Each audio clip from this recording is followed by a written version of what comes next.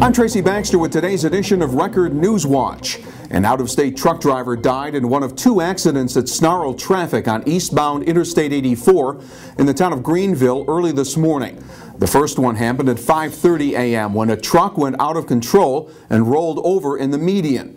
The driver was pronounced dead at the scene. Shortly after, another truck rolled over at the Mountain Road exit as its driver was trying to avoid the traffic gridlock. 84 eastbound traffic was reportedly backed up beyond the Pennsylvania border. No other injuries were reported. State police had not released the identity of the trucker who was killed, pending notification of relatives. Hundreds of people are expected to speak out this week during a series of public hearings that got underway today in Binghamton, dealing with the controversial fracking method of drilling for natural gas.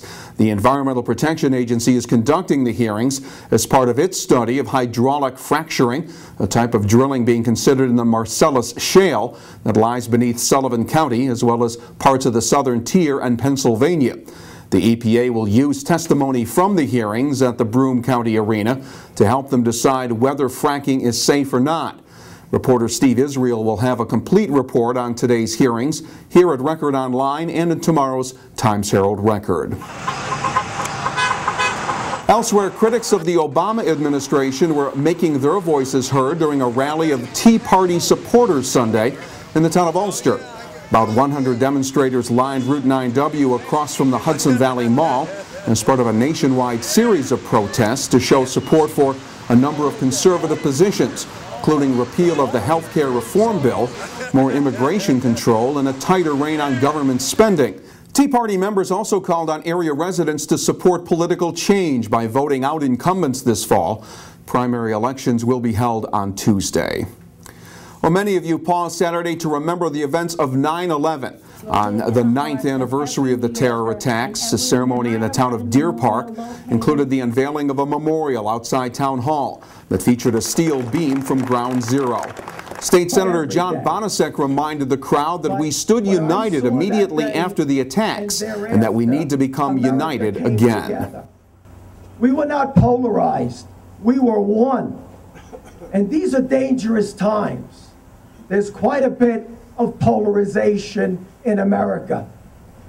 We have to get back that spirit, that courage that was exemplified on 9/11 of those that made the ultimate sacrifice. The work involved in getting the beam and creating the memorial was a labor of love for Deer Park Town Clerk Flo Santini, who hopes it'll provide a constant reminder of that horrific day. The testimony that this shows that people will never forget of the lost lives that have happened on this day, and something I will never forget as long as I live, and no one should ever forget. Saturday, the Sparrow Bush Fire Department presented the town with a check bringing to $10,000 the total amount of donations that have been collected for the monument.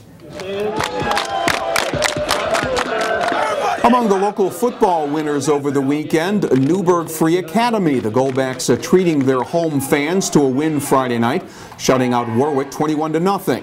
It was their first win of the young season, and it represented a bit of revenge. Warwick beat NFA in the Section 9 Class AA Division II semifinals last season.